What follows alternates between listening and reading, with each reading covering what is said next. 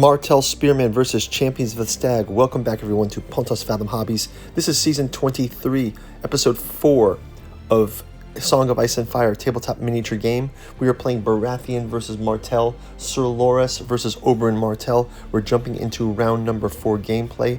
Let's get into it.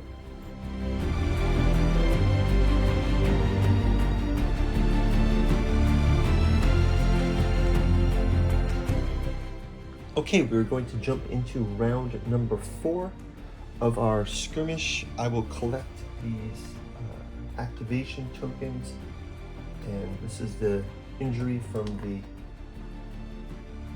the last round. So in round number 3, we had a double retreat in the conflict between the Sunspear Dervishes and the Thornwatch. As a result of that, the Champions of the Stag did not take damage again this round, so the Dervishes have turned in to flank them. So now we're going to double up with Martell's, Oberyn Martell's Spearmen, as well as our Highgarden Pikemen, taking some, having some impact on the Starfall Knights, with 2 Starfall Knights being taken out. We'll have a quick word from this channel's sponsor, then we'll jump into round 4 gameplay. Thank you for watching. If you'd like to support the channel, we've got a bookstore link down in the description where you can check out the 6 volumes of the Cat 2 journals out of Lovecraft's Providence, also available in the hardcover omnibus edition. We've got the Dirges of the Alabaster Kings, the Saturnalis Thralmorin, and the Lost Cypria, as well as our artificial psychoanalysis of desiring machines. Pick up our Alchemy and Anthroposophy in the Dune Saga, as well as our Alchemical Courtship in the Dreamland Saga, of volume 1 of which is soon to be adapted into the Celophaeus comic book series. Go check out our Patreon for more details on that. Thank you all for your support. Check out the bookstore link in the description. Now back to the show. Okay, without further ado, let's jump into round 4. I'm going to start right out with the Sunspear Dervishes on this flanking move. I'll put an activation token here for them. They can go ahead and do an attack. They will go with the Dervish Blades.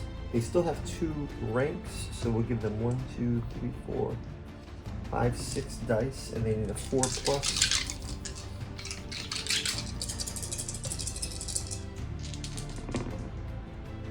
Ooh, not that good. So they did a 2. And Champions of the Stag will defend a black bullet point. So this is not good for these. They need something that does a little bit more damage, a little bit more easily. Okay, that'll be the Dervishes. Speaking of the Champions of the Stag, let's have them go ahead and fight the Martell Spearmen. Champions of the Stag, they have 7 dice. And they need 3+. And they end up getting 6 hits. The Martell Spearmen will try to hold the line. 3, 4, 5, 6. They need 5+. They're able to block 2 of those hits. So that's going to be 4 damage. 1, 2, 3, 4. Our Martell Spearman is not looking good for them. This is definitely a crushing position for them to be in. Let's go ahead and they have the activation for these. Okay, let's round it out while we're still here. We'll have the Martell Spearmen. Martell Spearmen. Then we'll go ahead. 1, 2, 3, 4, 5, 6, 7. They need a 4+. Oh, okay, so they did 5 damage. And let's have the Champions of the Stag roll their defense. They're able to block 3. They do take 2 damage, so finally they took 2 damage. Let's get those on the board here.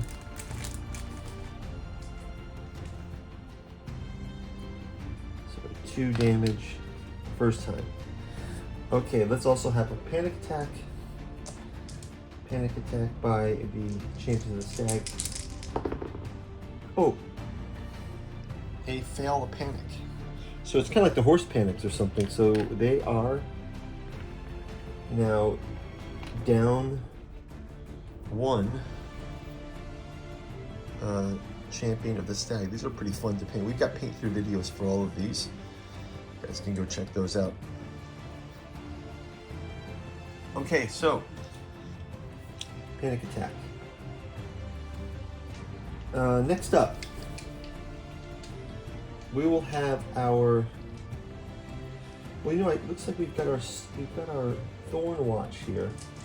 I think we can just do a bow attack on the.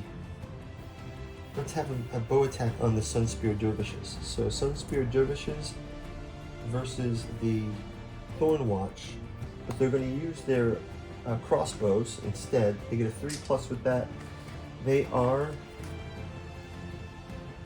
in range, so that's fine. Let's go ahead and have them 1, 2, 3, 4, 5, 6. They only need 3+. Wow, all 6s. Look at this. They do have a Loris with them. Let's just double check. Got the Thornwatch Sentinel. And they've got Sir Loris Tyrell.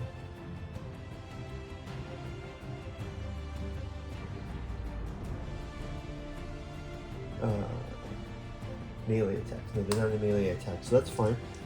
Let's have them roll the damage dice for defense. 6. Alright, so we need to roll 1. 2, 3, 4, 5, 6. They need 4+.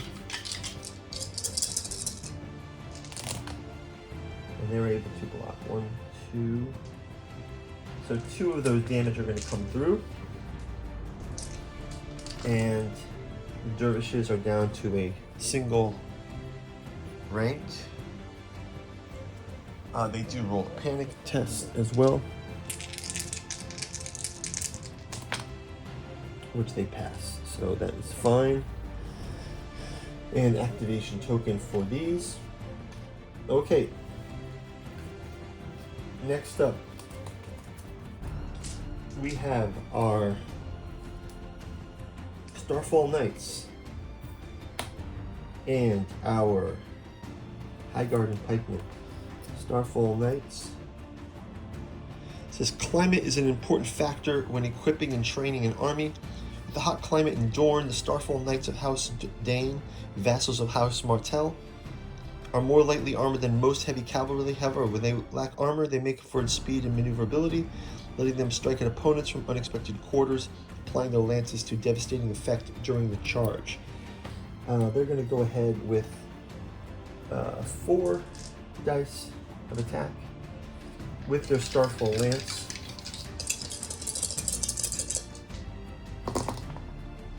And they get 2. And the Highgarden Pikemen. Defending with 4, they get 7, so they, block 1 and miss 1, so 1 Highgarden Pikeman is casualty, and we will roll a panic test for the Highgarden Pikeman, and they fail it, and they lose 3 more. So Starfall Knights may be able to help out in this in the later rounds. 3 Highgarden Pikemen. Now, it says it's their turn to activate. Before this unit performs a melee attack, And before rolling attack dice, it restores 1 wound, so they are able to restore 1 wound from their ranks, so they're back to two ranks, which is helpful for their dice. So they still get 7 dice. 2, 4, 6, 7.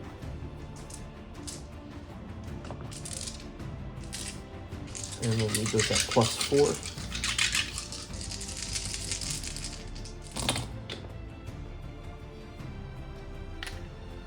And +4, 5, 3, so they got 3.